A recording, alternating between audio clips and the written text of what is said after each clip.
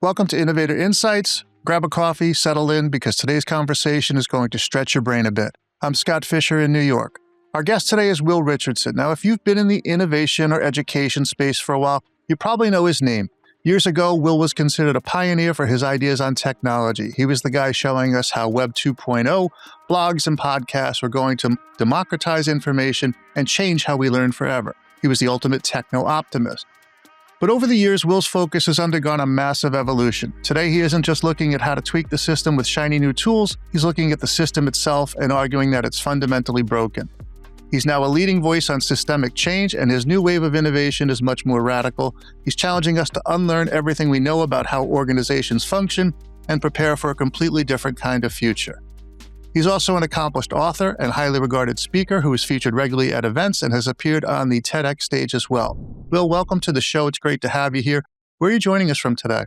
Well, thanks, Scott. Thanks for having me. I'm at home in Flemington, New Jersey, where it's finally a nice, beautiful, warm spring day. Terrific. Okay. Now, is there anything that I missed in the opening or anything else that you'd like to share before we get started? No, I mean, I think that sums it up pretty well. You took me back 25 years when blogs and wikis were kind of the new thing on the block, right? And now they've kind of faded into the background, and we're talking about a whole bunch of different technologies now. But certainly that shift that you described has definitely happened in my life, yeah. Yeah, well, let's start there. So, back in 2015, your message to schools was, technology has changed learning, so we must change how we teach. And today your message feels, I guess more urgent. I see our planetary and social systems are fracturing, so we must shift from individual achievement to ecological and emotional survival. So what was the turning point that shifted your focus from the digital landscape to the existential one? Well, there were a couple things. Number one, I was growing more and more frustrated with schools' inability to fundamentally put change in practice, right? A lot of schools that I was working with were talking a good game. And I think, let me just say at the outset, I think most educators, most of them, have kids' best interests at heart. When they talk about change, they really are talking about trying to do better for kids. But contextually, I think the problem was that schools are unable to think more widely about what's happening in the world, and then take those contexts and apply them to their practice. So the narratives about education run really deep. Obviously, we think that education is about going from first grade to second grade to third grade through. We think that it's about parceling it up into different disciplines. We think it's about, making sure that the end game is about going to college so that you can get a good job, so you can make some money and be successful in those very traditional ways. And so the offer that I was bringing to schools to fully reimagine what they were doing, because the world is demanding a different type of education right now. The planet is asking something very different of schools than it has in the past. It was just a little bit too much of a reach for schools, for all schools to get there. So I've stopped working with schools. I've pretty much come to the conclusion that traditional schools cannot change. The narratives are too deep. The systems are too strong. And that the real work for me right now is to work with individual educators preferably, who are willing to sit in a very uncomfortable and to be discomforted by having a conversation about what's really happening in the world right now, and the implications not just for schools, but for the planet and humanity. I think these are some existential times, and that by and large, education has decided to ignore it, deny it, not go there, so to speak. And that in many ways, education is now complicit in adding to the challenges that we're facing as a civilization and around the globe. So it's a pretty big shift to go from blogging to basically we have to fix what we do or change what we do at a fundamental level, because the narrative that we're working under, or the narrative that we're living, was a narrative that was created for a time that doesn't exist any longer. Yeah. So my prior background was in schools. As a school administrator up to a couple of years ago.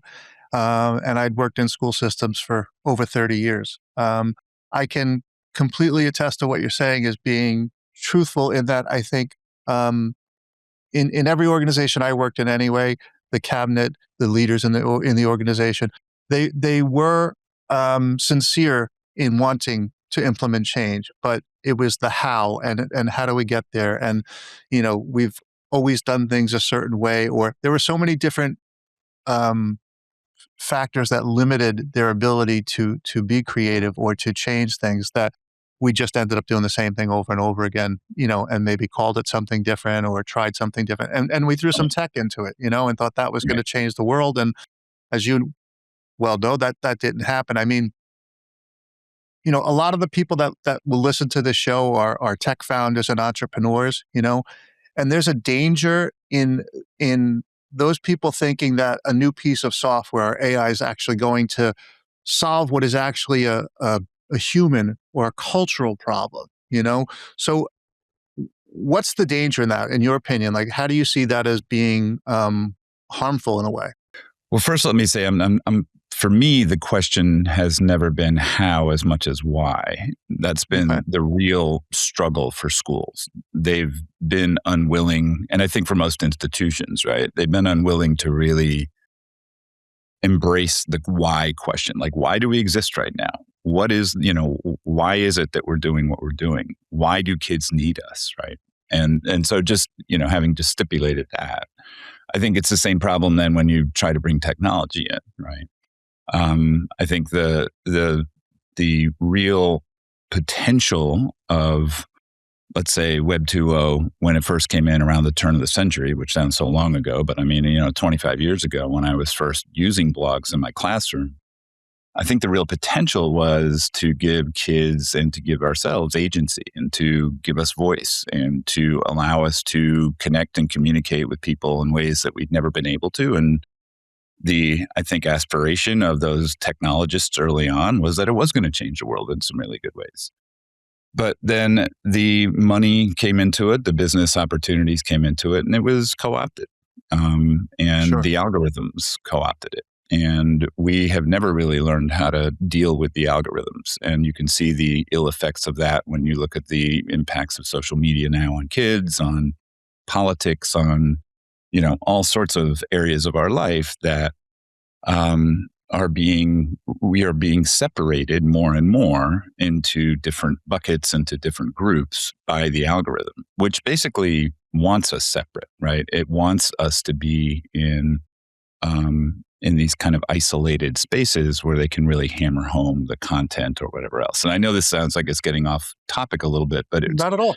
I'm not sure it is, because I think I'll just give you the kind of shift that's happened. And this is articulated by a guy by the name of Zach Stein, where, we've gone from the attention economy, kind of social media trying to get our attention and technology trying to go getting our attention that way now, to the AI economy, which is an attachment economy.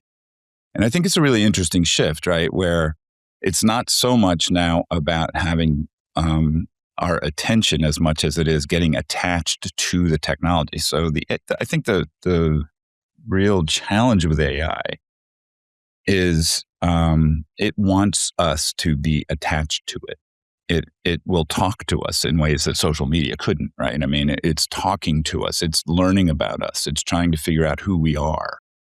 And in doing that, it's advancing its own, and it's kind of like, it's weird because it doesn't really have agency, right? It's not like it's an entity that lives, but it is, by the algorithm, advancing its own purposes, which is to get more attachment.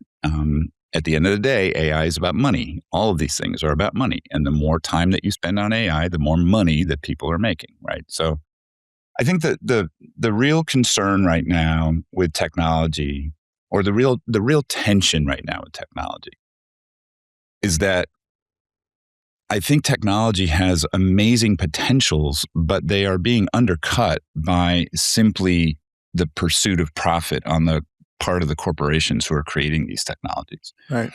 I don't think they are putting these technologies into the world with the intentions of really making the world a better place. I don't think they are. That's not their bottom line. Their bottom line is to put the technologies in the world in ways that make them more money and that make their companies grow and whatever else. And so that profit motive is not just in technology, but it's gotten in the way of everything now, right? Capitalism, modernity. I read something the other day where the kind of source code of all of this is separation, and that separation in terms of parceling us out, making us move away from talking to one another instead of that, and then talking to the AI instead, that all of that is kind of a self-terminating source code. That at the end of the day, and I know this gets a little wonky, but at the end of the day, if we keep going down this path, we are going to lose basically our ability to stay connected to one another. And we've already lost our ability, I think, in many ways to stay in relationship with one another and in relationship with all of life that's around us. And I think that is the real big problem right now that we face as humanity, is that we're out of right relationship with all of this. Technology is not helping that. At least in its current iteration, at least in the current way that we're using it, is making us less in relationship with one another. And that's a huge, huge problem right now. That, along with the ultimate, we need to make more money, we need progress, we need growth, we need to, grow, which that is self-terminating at some point. Yeah, I've had a similar experience in terms of the commercial aspect of technology and the influence of the money and so forth. And of course, any software manufacturer or even hardware manufacturers to some extent, they'll always claim that, they're first and foremost about improving education and the lives of children and so forth. But as you've accurately pointed out, it's I think it's, yes, that's great as long as we make money. That's always sort of, and they present it the opposite way of the way it really is. I really think to them it's, how can we make money? And if we happen to improve the lives of people, great. But how do we make money is first. But that's not the way they present it publicly. It's the other way around. How do we make the world a better place, or how do we improve people's lives? Oh, and just we happen to make money along the way. So that it's very disingenuous. I agree with you completely. And the bottom line, though, is, right, if you're a company that wants to do good in the world and not making money, you're not around. Yeah, right. Sadly, you're not around for very long. So, yeah. Yeah, I mean, we're going to get way off topic here, but you watch some of these shows like Shark Tank or whatever, and the companies that always have the best intentions and want to do the most good in the world. I'll bet you if you went back and did a study, even if they got the money they were asking for, whatever, you're right. Many of them probably don't exist anymore. What's the other one I just heard? The sneaker company, Allbirds. Okay. So Allbirds for years was producing sneakers that they were saying were, produced in a way that was better for the environment than many of the others. They were sustainable and so forth. And then almost out of left field, oh, we're not going to sell shoes anymore. We're literally becoming an AI company. It's like, right. How does that happen? So I think that just, it's an example of what you're talking about, where the companies that are trying to do good in the world, they can't succeed. But let me ask you this. Why do you think we're all so terrified of letting go of the way we've always done things? I mean, especially in schools, but even outside of schools, we tend to lean on legacy systems, even when we know we're not really preparing people for the real world by sticking to the way we've always done things. Well, it's a huge head shift, right? Like we were just talking about, to go about trying to create software or anything that is first and foremost good for the world, good for people, good for humanity. It's like, that's not what we do. We build businesses. This is the narrative. We build businesses to make money. That's how we measure our success. I love Patagonia, right? You talk about a company that's been able to make at least a rhetorical shift and a practical shift to some extent. But the rhetorical shift is, Earth is our only shareholder. There you go. Full stop. Right? Full stop. Yeah. Now, if you take that ethos into just about any other company, they'll go, well, okay, yeah, but, right? That's not really why we're here. We're here to make money. We're here for our shareholders. We're here for our students to succeed in, this narrative, again, this story that says, if kids are going to be successful, that means they're going to make money. that means they're going to live the American dream or the whatever dream, right? Fill in the blank dream, because it's certainly not just here in America. Right. But the irony is right now, I mean, and you have to be in some agreement that as you look around, that institutions right now are breaking, right? I think it's very obvious the educational system and institution right now is at an inflection point. If you look at how people think about the value of higher education, let's say, I saw a study that came out last week that said we've gone from 70-some% in 2005 to 30-some% of people now who think that a college degree is absolutely necessary and valuable and whatever else, right? So there's a narrative That's shift that's striking. happening. Yeah. You look at the political institutions, they're a mess. Nobody knows who to believe, the whole thing. And Sure. this election here in the States coming up later this year is going to be AI-infused madness. It's going to be just insane. The system and the institution are breaking. Economic systems are breaking. So you can look around, and see it happening. So if you do agree, if you look around and go, yeah, it's kind of a mess right now, then you have to ask, why are schools preparing students to succeed in the very institutions that are breaking right now, right? And that's what we're doing. We Seems have counterintuitive. it's like, but again, it's because, well, especially in education, we don't like uncertainty at all, right? Right. We do not do well with uncertainty.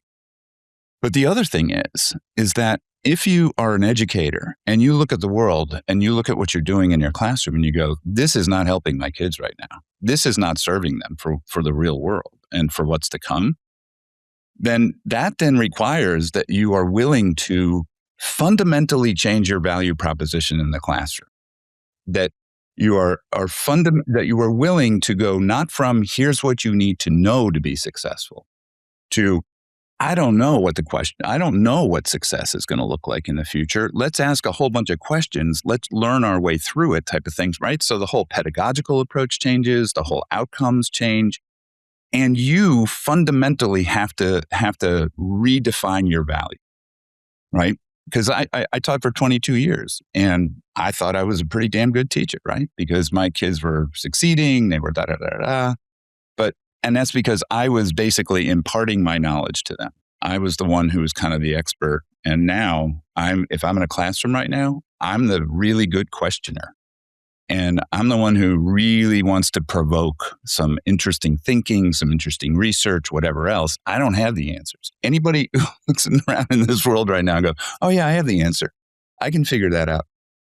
There are no answers right now because we're in this very much in between time where, again, a lot of it's breaking, but we don't know what it's going to look like in 25 or 50 years. We have no idea what politics or economics or, again, any of that stuff is going to evolve into.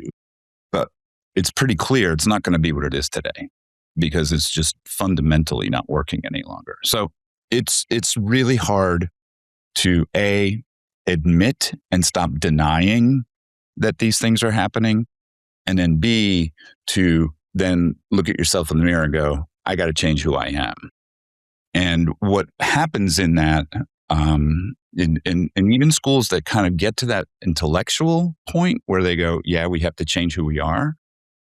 What happens is they don't allow enough time for people to really grieve that shift. And it is a grief that you feel when your whole life has been kind of, I'm a good teacher because this, and now you're telling me this isn't working anymore, and I have to kind of shift. That's a huge change to make for most people. And so we don't go there. We kind of stick with it. We say, okay, well, how about if I just do this? How about if I just add AI? I'll add AI and we'll do it in this way. Or how about if I, just do more project-based learning? That'll work, right? Not if the outcomes haven't changed, not if the fundamental way that you think about the role of education in this world hasn't changed, and then the fundamental role that you play in the classroom. So then, if there are any, let's say, leaders listening who want to start shaking things up a bit, but, they're going to face massive pushback from either their board, if it's a school, or stakeholders or whatever, who they just want predictable, old school metrics, like you were talking about, what, measures success, how your students did based on standardized tests, all that kind of stuff, The So, narrative, yeah. yeah, where do these leaders begin? How do they start, in your opinion?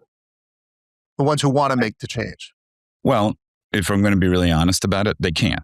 Okay. They can't. And why is that? Well, because the headwinds are too strong. I've seen it. In my career, and like I said, I spent 22 years in the classroom. I've spent 23 years now going around, traveling around the world, 30 countries, speaking all over the place, working with schools all over the place. In all that time, I've only seen one school that was able to really kind of fundamentally change who they were.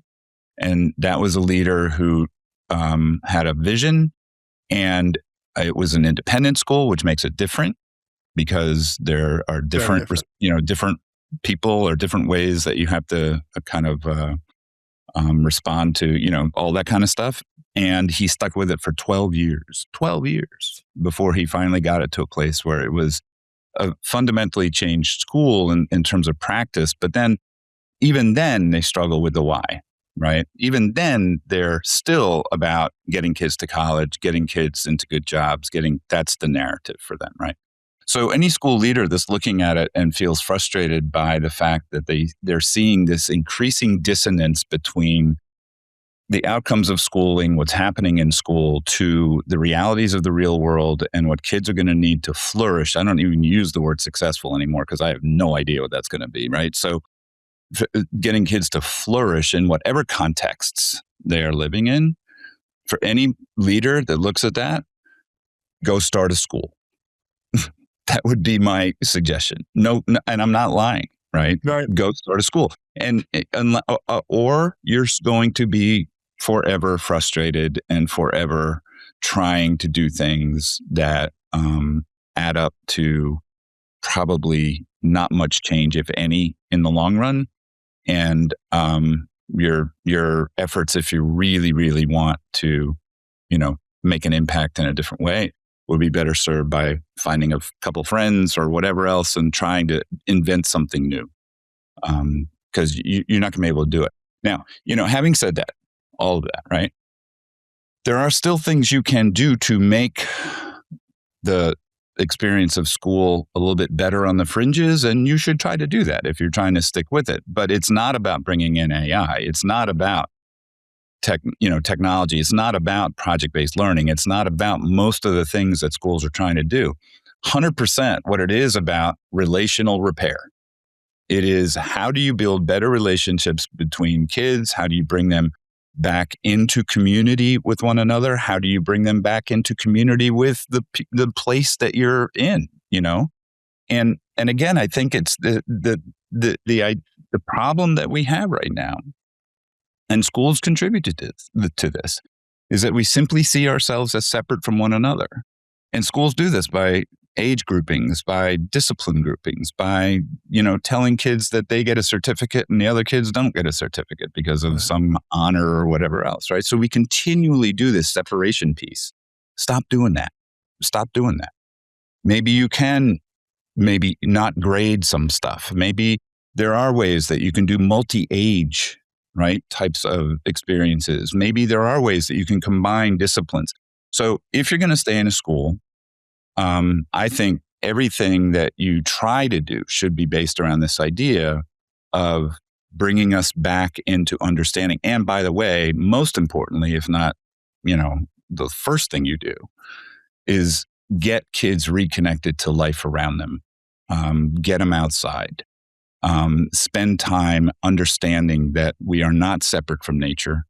We are absolutely entangled and related to all of this life that is around us. We're not here if those trees are not here. And basically to help them understand that we cannot continue as a species to extract, and think that we're just going to, be able to fuel endless progress. We're not. And that again, is that idea that's coming to an end. The planet is telling us that's coming to an end. We cannot continue to grow and grow and grow and grow the way that we kind of have in our minds. So anyway, get kids outside, get them to understand their connection to life, and help them understand that that is a lifelong type of relationship that they have to cultivate and really deepen as they grow older. Okay, so I think you touched upon this a little bit, but I'm going to ask you to dig a little bit deeper. Let's go with a real world example. Okay, so if we abandon some of this legacy architectures and so forth, and as you've talked about building an entirely parallel or decentralized learning ecosystem, right? So if a 14-year-old student, for example, is growing up inside of what you're proposing, that parallel ecosystem as you've referred to it, rather than a traditional school day, right? So walk us through what their typical Thursday would be, or what they're doing. And you mentioned, outdoors and so forth, but who are they learning with? What does success actually look like at the end of their day? Well, I think the easiest way to do that is maybe to talk about one school in particular that I know is doing a lot of this work, and that is the Springhouse School in Virginia, where it's a very, very different context for learning. It's not about passing a test. It's not about getting an A+ on the math exam or doing homework and all of the things that usually count in schools. It's learning in multi-age groups through projects outside in nature and in the community around which that school exists, right? So there are adults coming in from the community all the time and sharing experiences, leading activities, whatever else. There are field trips. There are walks through nature. They do all sorts of real life projects that are then implemented either at the school or in the community. People will go, well, how are they learning to read? And how are they learning math? And this again is this idea that the only way to learn to read is through these, basal readers or something that you get in second grade, or that the only way you learn math is to be taught math in school, which is just absurd. In fact, if you,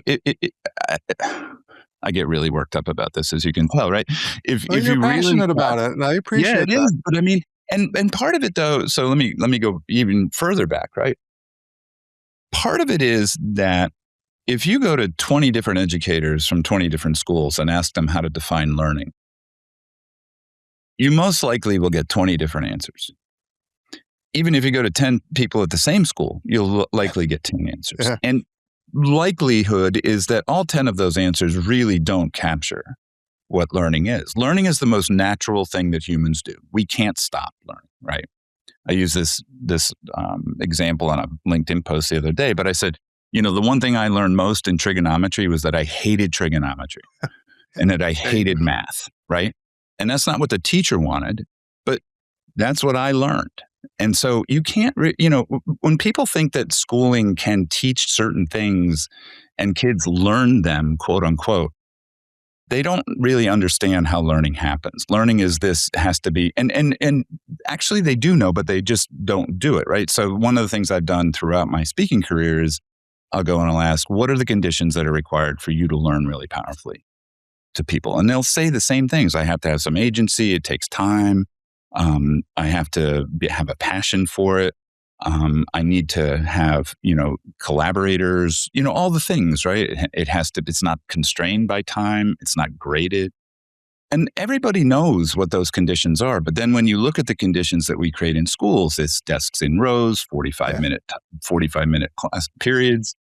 Everything is graded. You know what I'm saying, right? So there's this obvious dissonance. So anyway, I'm like whirling around here, but everything starts with, how do you define learning? At Springhouse, they define learning by actually being engaged in projects that you care about. What a concept, right? And I think that's a fairly, I'm not sure they would put it exactly like that, but in practice, That's what it turns out to be.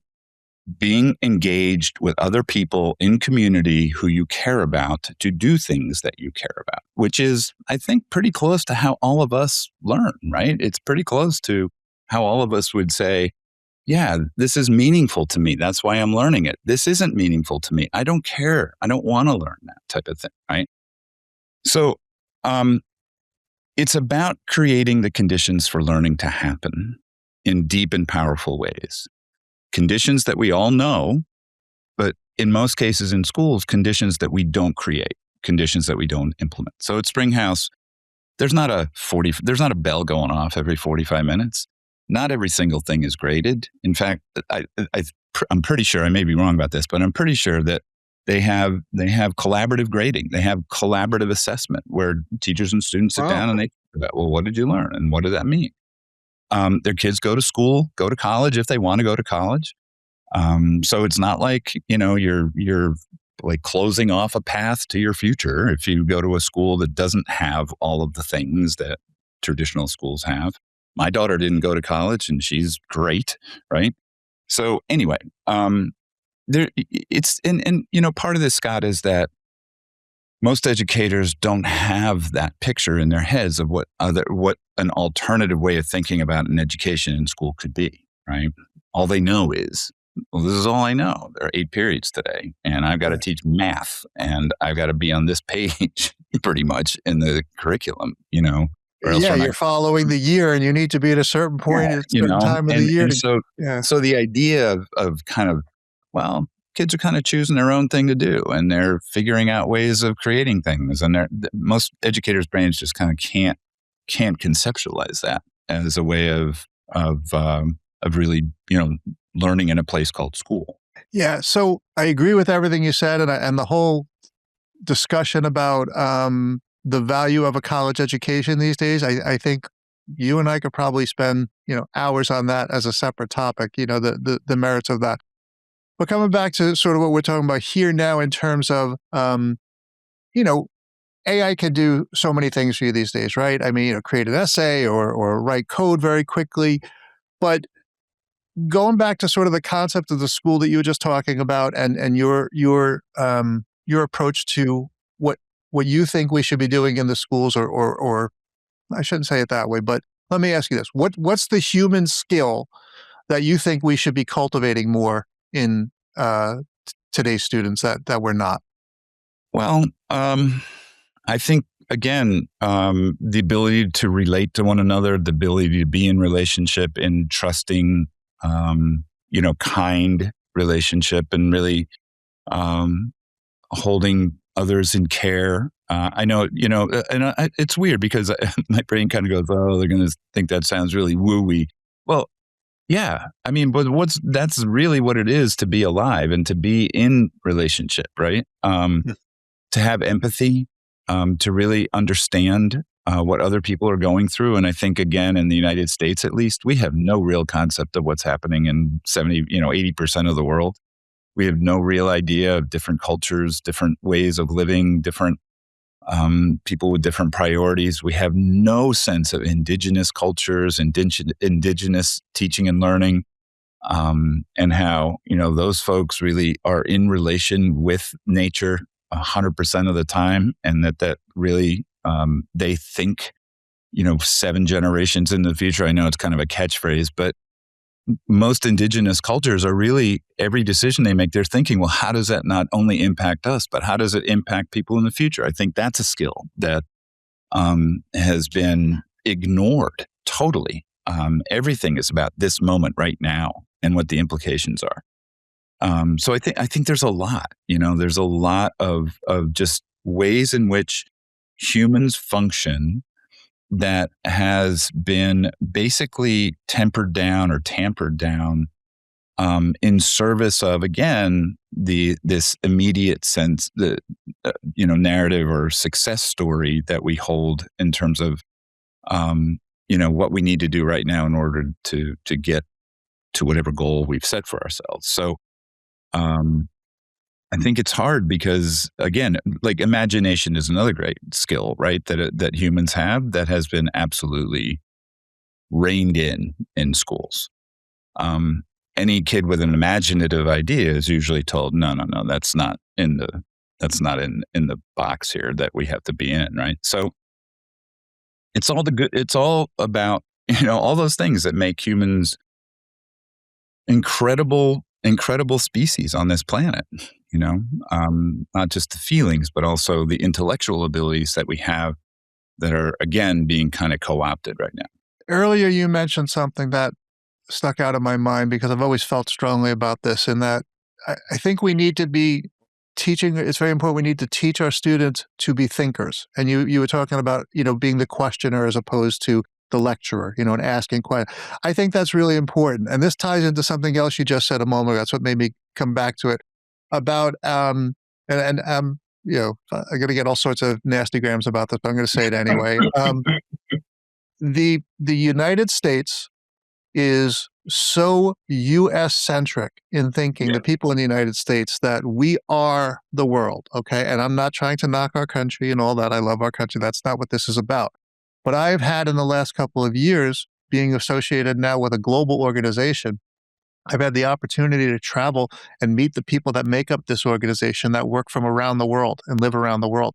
And to have that one-to-one experience and to understand their cultural take on things, how much more they understand about the global aspect of the world and how things are interconnected than we do as Americans, it was very enlightening. Let's just put it that way, because I didn't realize even myself, when I watch the news or when you see the news in the U.S., it's U.S. news. But when you talk about news outside the world, they know all of it. I don't want to say they all. I don't want to, broad for the broad brush. But in general, my experience was they had a much better understanding of the interaction of things across borders than we do. We don't realize the impact, the worldwide impact of things, or that the world is a global place. Let's put it that way. So very, very interesting for me to meet other people and to have that experience with them firsthand as well.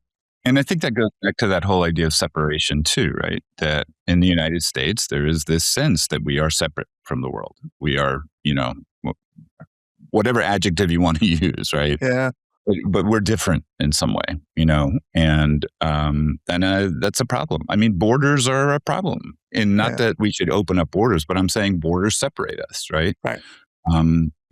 Not to get into the politics of it, but we're really not that much different from Mexicans or Canadians or, we're all here struggling to live our lives on the planet in ways Have that a good life, right? Are healthy and I just want to pick up on one other thing you said at the beginning of your comment, where you said we need to teach kids to think. And I think kids think all the time. I think we just need to make space for them to think, right? I think, Great. Right. The ways in which we structure the experience of school right now takes most thinking out of the equation. They don't have to think, okay, this is what's coming next. Here you go. This is what the test is about. There you go. Yeah. You know what I'm saying? That was the point I was getting at. I'm sorry to interrupt. It was just that it's like we spoon feed them everything. And instead, I think it's important, as you're saying, let them think things through instead of us telling them, do step A followed by step B followed by step C. So create space for it, create space for letting them think and letting them go in different directions, not be constrained by one particular outcome, one particular answer, a grade, a test, whatever else. If we really want thinkers, that's the only way to do it. We can't have thinkers in the current context of education. They're not going to be great thinkers because they're going to be waiters. They're going to be waiting for us to tell them what to do and when to do it and all that kind of thing. Exactly. One other quick point too. Sure. I've started watching Al Jazeera on a regular basis, going to the Al Jazeera website. It's kind of amazing, all the things we don't know about what's happening in the world. Right. We never, ever, ever hear of most really important stuff that's going on that doesn't have anything to do with the United States, but certainly has implications for all of us, right? And I think, again, without that kind of more global sense of we are a part of a much larger thing that's happening here together in this world. Without that, again, I think we're headed for even worse problems than we're facing right now. Yeah, I wonder if it's our geography. I mean, obviously we're separated from other continents and so forth. But I wonder if it's also the fact that we are so large, our country, that many of us don't need to leave the country to vacation or to travel. We can travel within the country, so we're never getting the international experience the way other countries do. I think that's part of it, but I wonder if geography is really relevant any longer in the age of the internet, where we do have access to all of this information and news. This is a choice we make right now. It's a choice we make not to really track what's happening in the world. It's a choice we make not to teach kids how to watch Al Jazeera, for instance, right? And I know Al Jazeera has, all sorts of connotations about, whatever else, right? But or pick your other news source from somewhere in the world. So yeah, I think, so much of what we do is a choice, and we don't really even think about it. We just kind of do it. We just kind of, I just watch CNN, or I just watch Yeah. Fox or MS News or whatever it is, right? You have a choice, you know. You can read other things. We live in a world right now where most people have access to a ton of really good information if they know how to find it. Right. Yet And if they take choose to, yeah. they choose to do that. And by the way, you have to be, even more literate today than I think you needed to be in the past. Literacy right now is much different from reading and writing. It's like there are all sorts of reading, all sorts of writing now that I think we're, again, not doing a great job of in schools in terms of helping kids understand what's real, what's not real, what you can trust, what you can't trust, all that type of stuff. Yeah, I noticed, like even taking something like BBC, right? If you watch BBC America versus the other BBC channels, you're getting a very, very different feed, if you will, And I think in terms of what you're talking about literacy, I think it's I guess somehow part of that is a comprehension, an understanding of more than what you've been exposed to previously, if that makes any sense. Like to be Yeah. open to new ideas, I suppose. Yeah. So I have two questions for you as we finish up here. Okay, I Sure. appreciate your time today. You're working with some pretty heavy stuff, right, in the work you're doing these days. So let me ask you this. How do you keep your head up? How do you keep going? What pushes you? Well, I mean, it's a great question because it is hard. It's really hard to be kind of sitting in this space of constantly thinking and reading about collapse. And the name of my workshop is basically confronting education in a time of chaos, complexity, and collapse. Right.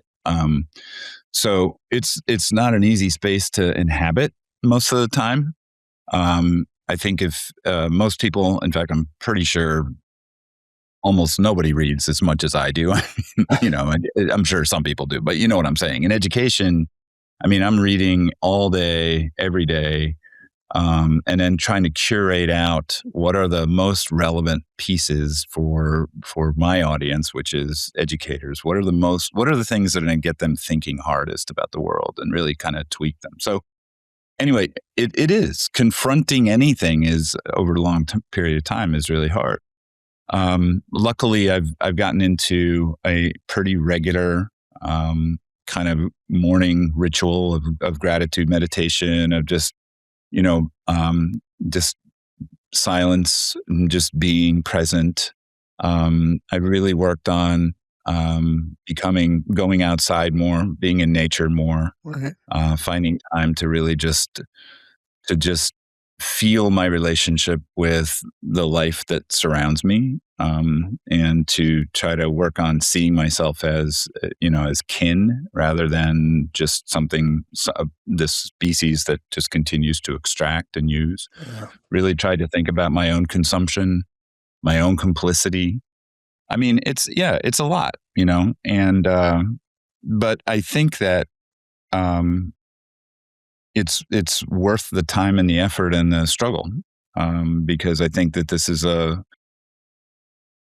it's an inflection point on the planet right now. At least that's the way I think about it, and can't just sit on the sidelines and let it happen to the Right. extent it's going to happen without at least trying to engage people in conversations about again what is happening, but then how best we might respond to what's happening. Okay. So then, if if you could force or encourage any leaders, entrepreneurs, creators, innovators, whatever, who might be listening or watching this right now, if you could encourage them or force them to ask themselves just one uncomfortable question before they start their work tomorrow, what would that be for you? What would that question be? Well, it's hard to narrow it down to one. Okay, then give me And as many as you it's need. well, no, that's okay. And it's good. Constraints are good in that respect, right? And it's also a little bit difficult because most of my brain is in the education space. But I think it would be, why am I doing this work? Why am I doing this? And if the answer is I'm doing it because I need a paycheck, I'm doing it because I need to support my family and, all the things, I get it. I do. I get it. I'm not in any way suggesting that you shouldn't do that, right?